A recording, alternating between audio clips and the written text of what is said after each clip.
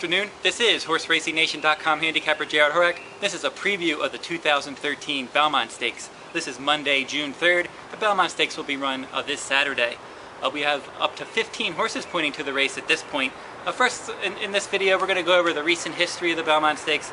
We're going to project the pace of this year's race and talk about maybe some of the pedigrees.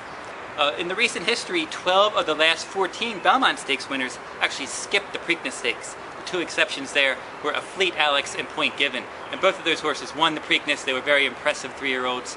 So basically, the recent history is saying that you want a horse that probably skipped the Preakness, maybe a fresher horse, into the race. Now, 6 Kentucky Derby losers since 2000 skipped the Preakness, then they won the Belmont Stakes. Those horses were Summerbird, Jazzle, Birdstone, Empire Maker, Commendable, and then last year Union Rags skipped the Preakness after having trouble in the Derby, and then he won the Belmont Stakes.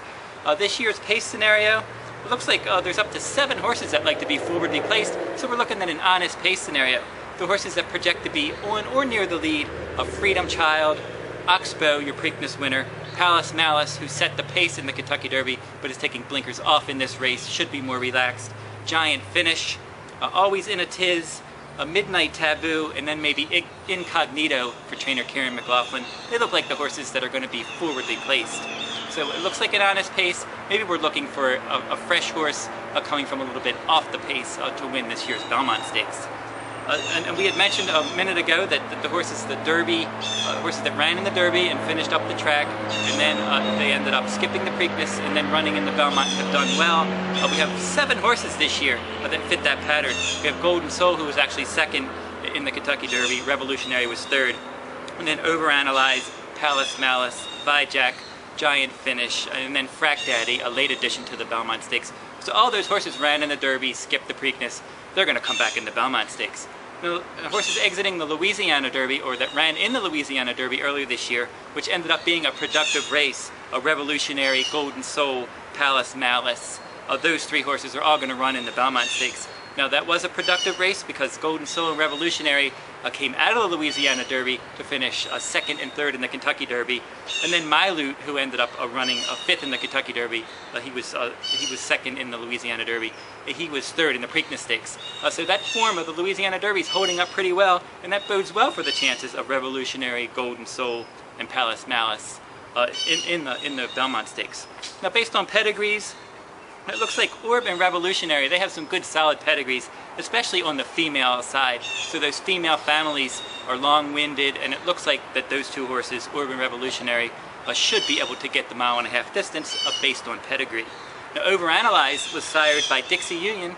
Dixie Union sired Union Rags, last year's Belmont Stakes winner, so maybe that bodes well for his chances as well. Also, he's going to get the services of jockey John Velasquez. John Velasquez has won the Belmont Stakes 2 times aboard Rags to Riches, and then last year on Union Rags. So John Velasquez is a good rider for the Belmont Stakes, so Overanalyze would seem to have a decent shot in there. Just based on the things that we just talked about, I would think that Golden Soul and Revolutionary will probably be solid contenders in this race, along with Overanalyze, and maybe Overanalyze would offer the most value. So if you're looking for a value standpoint, maybe Overanalyze could end up being your horse. And we have a filly competing this year, Unlimited Budget, trained by Todd Pletcher, and it's not unlikely for a filly to win the Belmont. Actually, Todd Pletcher won the Belmont Stakes, Rags to Riches, so he saddled a filly to win this race a few years ago.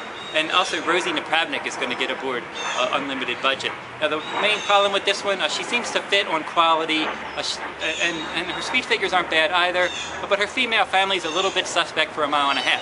So if she can't, the thing that's going to do her in, if anything, is going to be the pedigree on the female side. She seems to have a lot going for her, though. She's got some quality, and it looks like she should sit a decent trip from off the pace. If you would like to purchase my Belmont Stakes selections, you can go over to pick6blog.com to learn more. I'm going to be selling full card analysis for the Belmont Stakes card and the day before as well. So if you go over to pick6blog.com, you can hear more information on how you can purchase my full card Belmont Stakes analysis. And for all other Belmont Stakes news and updated stuff, you can go over to HorseRacingNation.com. We have our 2013 Belmont Stakes page, and we have updated news right on our homepage every day. That's a wrap for this Belmont Stakes video. This is HorseRacingNation.com handicapper Jared Horak. Good luck at the races.